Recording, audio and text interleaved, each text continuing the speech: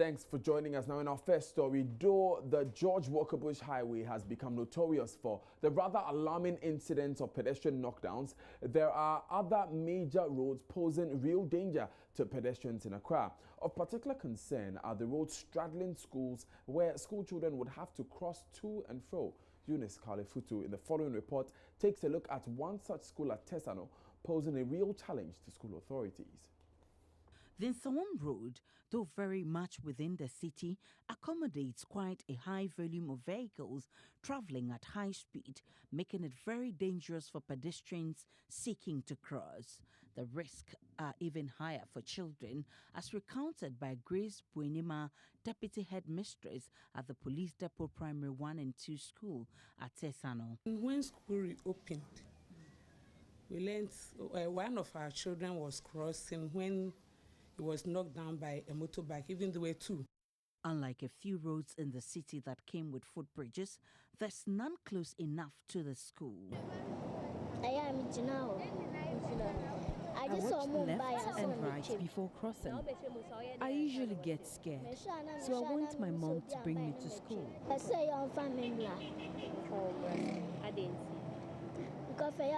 always plead with the conductors to assist me cross the road. It's dangerous. I want my mom to bring me to school. I get to school late sometimes because I find it difficult crossing. Whilst the school authorities hope against hope that something will be done to help the situation, Mrs. Buenima says parents have been advised to ensure that especially the very young ones are not left crossing the highway by themselves. For the children, at times when they see the light, they don't watch anything, they just run. But we've been advising them. When school reopened, we learned one of our children was crossing when he was knocked down by a motorbike, even there were two. I would tell the parents that so far as they've given birth to their children and the money they are looking for the money because of their children. So if you leave your children, go out from morning till evening, you come back and something has happened to your children, then it means you've done nothing. Statistics from the National Road and Safety Commission indicates 241 school children were killed in vehicle knockdowns between January and September last year. Most of the accidents have been blamed on faulty traffic lights at pedestrian crossings. Though there used to be traffic wardens assisting the school children to cross here at Tesano, they haven't showed up in a long while. Director of Research and Training at the Motor Traffic and Transport Department of the Ghana Police Service, Superintendent Alexander Kwekobing says trouble spots such as Police Depot School have been factored into their plans. I'm wondering, and we will take a quick look at it if there is from next week, Monday, we will do a quick assessment and ensure that our roster captures those things to assist. Let us also be reminded that parents on all road corridors that whilst we would like to have functioning facilities to support our smooth service delivery, it is also expected that the engineer will also do constant road auditing and ensure that the subcontractors are supervised very well so that traffic lights that are not working, the road infrastructure that our fleet is used are re-engineered. In the meantime, however, it could help if lollipop stands or pedestrian crossings are introduced to help ensure the safety of these young ones. Eunice Kalefutu's report for Joy News. Now, still with what happens on roads, experts have warned that old cars dumped in Africa by high-income countries pose a threat to the environment and public health because of toxic pollution. In the following report, my colleague Justice Beidou has been looking at how cheap vehicles imported into the country are contributing to deaths and worsening conditions impacting climate change.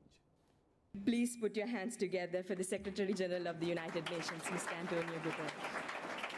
Taking up the stage to sound a clarion call. I have asked you here to sound the alarm. Climate change is the defining issue of our time, and we are at a defining moment. This message is being delivered in faraway New York, but it would resonate well in developing countries like Ghana. Richer nations must therefore not only cut their emissions, but do more to ensure that the most vulnerable can develop the necessary resilience to survive the damage these emissions are causing. This is one of the many yards where second-hand vehicles are remolded for use as passenger cars. William Osu has been in this business for 20 years. Here, he converts at least 15 second-hand cargo vehicles into passenger ones every month. We get these used cars from America, Germany, Japan. Every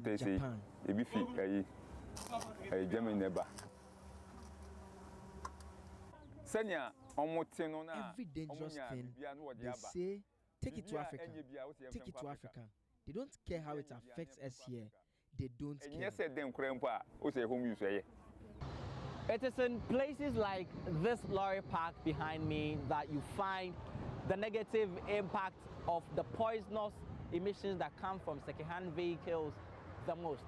In some of these stations, nearly all the vehicles here are second-hand cars, some as old as 20 years or more. Most of these cars emit high levels of toxic fumes. This pollutes the air and produces carbon dioxide, which contributes to depleting the ozone layer, the Earth's shield from the sun's radiation. In parts of Africa, more than 80% of all vehicles imported are second-hand. The poisonous fumes some of these old cars emit contribute to over 6,500 deaths in Ghana every year, according to the WHO. Acute respiratory illness from air pollution accounts for 1 in 10 outpatient hospital visits.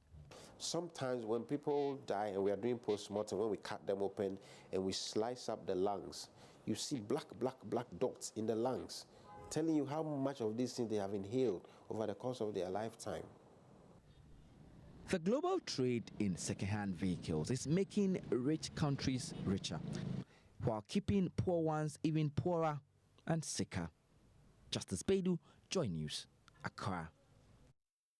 Now, a pregnant woman is still in hospital, and at least 10 residents of Nsakina are in police custody following yesterday's protest by angry residents over the poor state of their roads. The 10 are at the regional police headquarters nearly 24 hours after the protest. Youth of the area burned tires and mounted roadblocks to drum home their frustration over the poor state of roads yesterday. Assembly member Kweku Minta tells my colleague Komladum the youth have served notice they will hold another demonstration on Monday if the situation remains unchanged. He wants the police to release residents who are still in custody. Yesterday, the arrests were in front of us, but later we were informed that they are 10 at the regional police command at the moment. And have you made efforts to, go and find out why they are still holding them till now? No, we are yet to go there because we have to arrange ourselves before going there. The last but one demonstration we did, the MCE said September is going to construct the road for us. It's past September. That was 2016, 2017. Now we are in 2018. And then the MCE, the MP, city MP, Lili Okanlai, said he has finished the road. So always tell us the truth, and you can see it yourself here. It was as because why are we doing demonstration? Okay. So they should stop the politics they are playing with the citizens of this community, and they should do the road. That's all that we need from them. Okay, I spoke to some of the residents. They say that coming Monday they're going to have another demonstration. Yes, they have served me another letter. Okay. It's here. Okay, this is for the 12th October 2018. They said they're going to start another demonstration Monday 22nd to 23rd. Okay. In this particular, have they notified the police for this particular one? Once again, I'm not the convener of this demonstrator. I'm an assembly member. I speak the mind of my people. Okay. You should bear in mind that whenever you're supposed to go to assembly, go and see the mandate from your people who send you there. Their concern is to do the road for them. So if the citizens of this country has wake up that they want to do a demonstration, they're supposed to assist him. The law says at least a week. And this letter, the first letter is the 14th. Today is almost 16th, eh? And they have given me another letter yesterday night that they are coming to do another demonstration this coming Monday. Okay. So they should work on it. And they have found so many people. Right. So I know by now they'll get a letter. Now, earlier, some residents told Komla that yesterday's agitations prompted the assembly to deploy some earth-moving equipment to level portions of the road. But the angry youth drove the workers away, arguing the only option is to have the roads asphalted.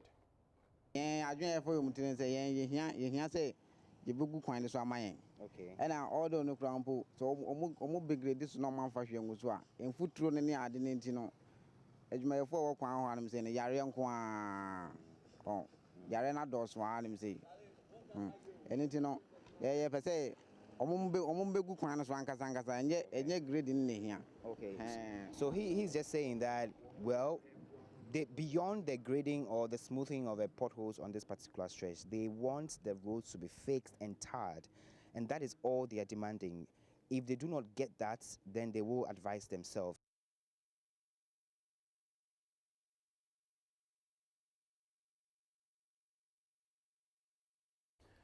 Away from that, built by Nkrumah many decades ago, the Poalugu tomato factory provided a ready market for farmers and many indirect jobs for people in the Upper East region. Today, the factory is almost a ghost house with the equipment deteriorating year in, year out, despite the fact that farmers in the area frequently suffer post-harvest losses after the tomato seasons. For our journey's agenda on defunct factories across the country, Upper East correspondent Albert Sori speaks to farmers who back in the day produced raw materials to feed the factory and reports that many of them now cultivate their crops with no assurances of where to sell the produce.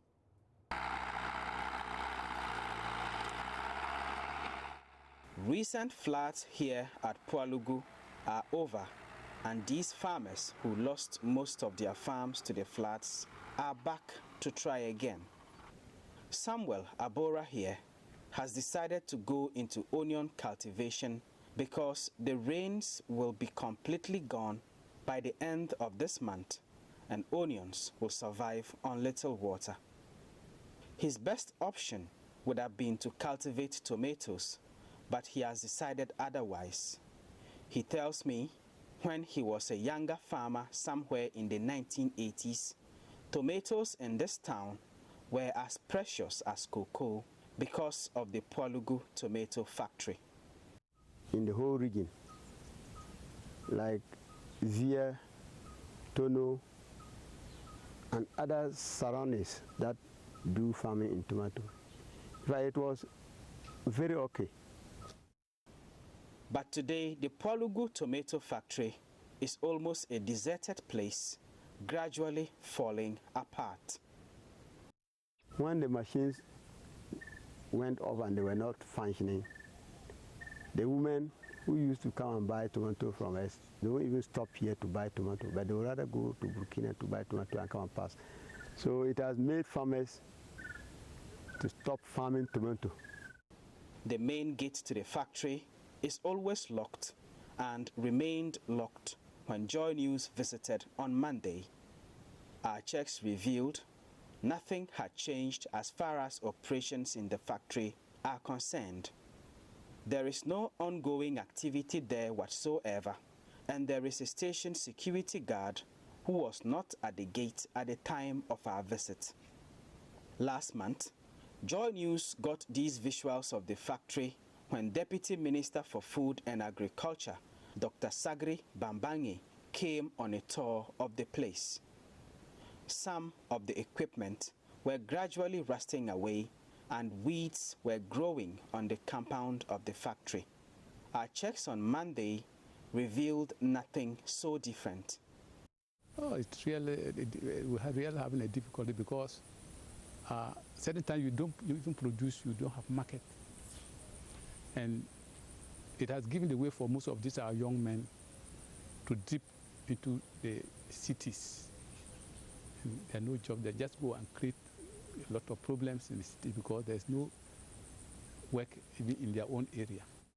Charles Avala here is another farmer here at Poalugu who had the experience of growing tomatoes to feed this factory when it was functioning. Anytime you just harvest, they come to take it. It's not a question of where a queen mother will come and dictate a price to you. You know, and before you even start, you and the factory knows how much they are going to buy at their crate. And it didn't only benefit the farmers, but the hand help. We used to engage women in the transplanting. We engaged the women in the harvesting. The factory also engaged workers in the process of their producing this thing. So it used to give employment not only to the farmers, but a cross-section of the community. I believe if the factory is actually working, young men from this community will not want to go to the south.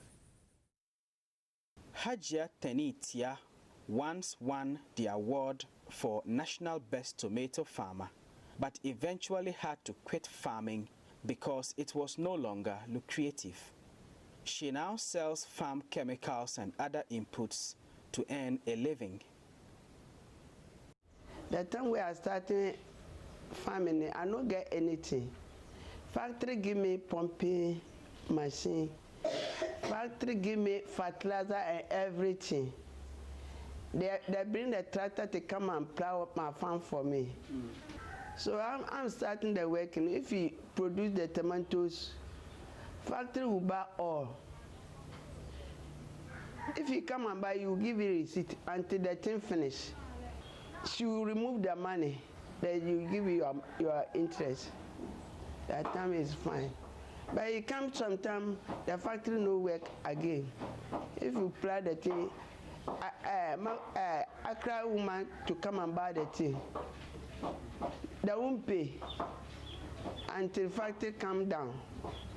They close the factory. So now, no any business from here. Former Pro-Vice Chancellor of the University for Development Studies and current president of the Miller Institute for Transdisciplinary and Development Studies at Bolgatanga, Professor David Miller, has some suggestions on the best way to approach revamping the Pwalugu tomato factory. We all know the history of suicides and various mental cases that resulted from tomato investment in this area. So they have reasonably shifted to gardening egg or eggplants and pepper. So we were arguing for a factory that would deal with multi-vegetables, and also the production of watermelon and yellow melon and mangoes and so on and so forth. So that will give a lot more viability to the factory. But to count on factories first before the raw material is not the way to go. Government after government have given some assurances of getting this factory back up and functioning, but none have managed to deliver on these assurances.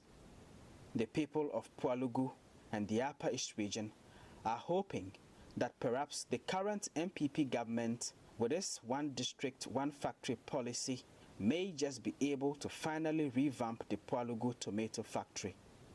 For now, they wait, they farm, and they hope. Albert Sorry, Joy News. We stay with our Greek-related issues because today is World Food Day, and the day is being marked under the theme, Our Actions, Our Future.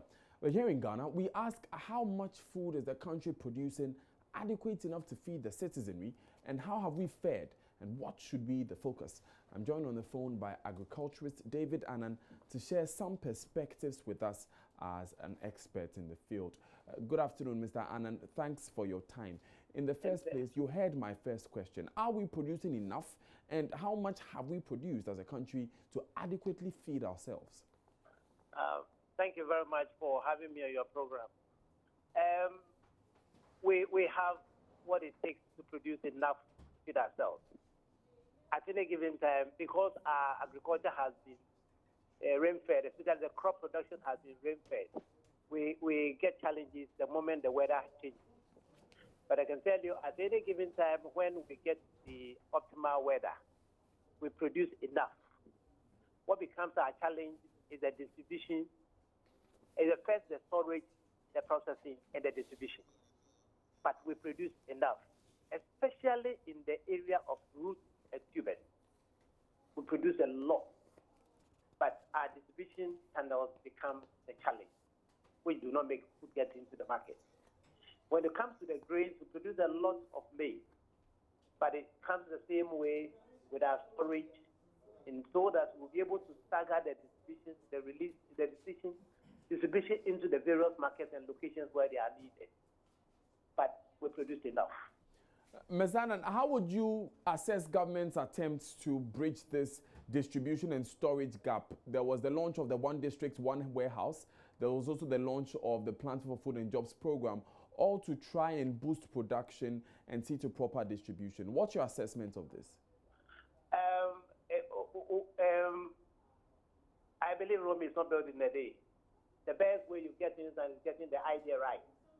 And the idea, as the government said, or believed by the government, is the fact that if we build the warehouses to hold the excess food that we produce in the best form that is needed, and we will be able to have the food regularly in the market.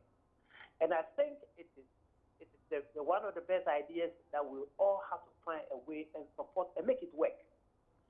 Sometimes we become too optimistic and we criticize things unduly, but it is a very good idea that the one district, one warehouse, and all those ideas that are being pushed forward are supposed to even out the variations that we get in the highest and the lowest levels of production. But is it your view, Mr. Annan, that government has shown sufficient commitment in actually making these good ideas work? Yes, the commitment government has shown it has given the way. It will take you and I, and as many as want to see the things work. Government cannot do everything all alone. And therefore, government has told us that this is what we need to do. It behooves on me, you and I. Government will show the leadership. And I think the government has shown some leadership. And it is left for us as citizens to come along and then we work in tandem with the government to achieve these objectives. Thank you very much, David Annan, for joining us. He is an agriculturist.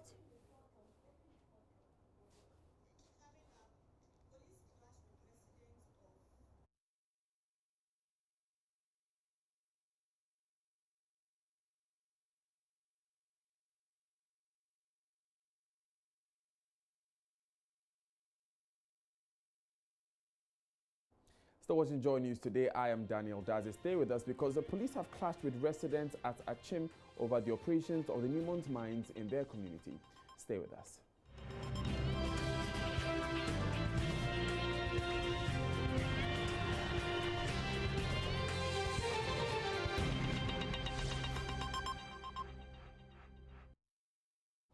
Thanks for staying with us. Now, police have clashed with demonstrators as New Abrim. 4 persons are reportedly in critical condition, with 3 others sustaining minor injuries. The communities were demonstrating against Newmont Achim mines. Joy News correspondent Maxwell Kudeko gathers the demonstrators physically prevented Newmont workers from entering the company yard. But why? We're joined on the phone by my colleague Maxwell Kudeko with more. Maxwell, why did the demonstrators go there to prevent them, the workers, from entering the Newmont yard? Well, the demonstrators are mainly farmers in New Abrim whose lands were acquired for the mining concession for Newmont Achim mines. The agitation started over a year ago. The farmers claim that the compensation paid them over 8 years ago is not enough. So they started petitioning Newmont for renegotiation of the contract that has already been sealed and signed. 8 years ago, they signed contract and agreement with Newmont to lease their lands for the company in order to mine.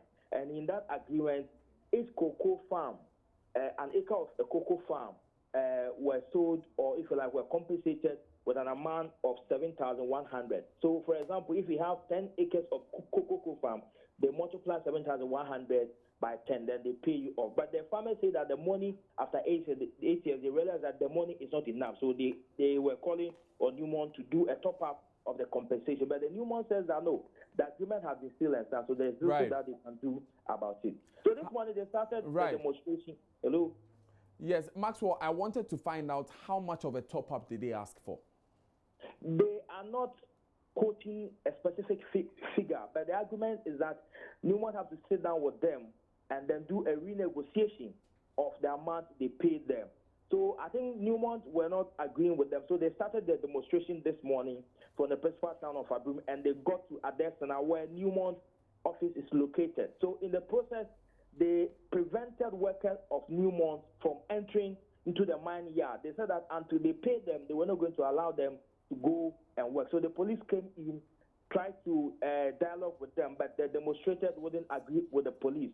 Hence, the police applied minimum force. They fired tear gas and gunshots, and in the process, 4 people were critically injured. And as I speak with you, they've been sent to the Kofodia, the regional hospital in Kofodia, while 3 other people are also, they also sustained minor injury, and they are also being attended to at the Abrum Government Hospital. As I speak with you now, the demonstrators are still loitering around the Newmont company. They say that until they pay them, they are not going to allow the workers to work. But the police are still on site, making sure that they will not destroy properties of the company. Has the company officials been speaking? Officially, we've been trying to get in touch with the company, but we are not getting through with them. We hope that before evening, we'll hear from the company. The demonstrators also allege that some chiefs of the area are in bed with the Newmont company, and that they are preventing Newmont from opening a negotiation with them. So it has been a tussle between the farmers, the Newmont company, and some of the chiefs who are in support of the Newmont mines activity. Thank you very much, Maxwell Kudeko, for that update. Stay with us on Joy News, and we will be bringing you updates on that demonstration as the day progresses. But it's now time for business with Odelia in Tiamwa. Stay with us.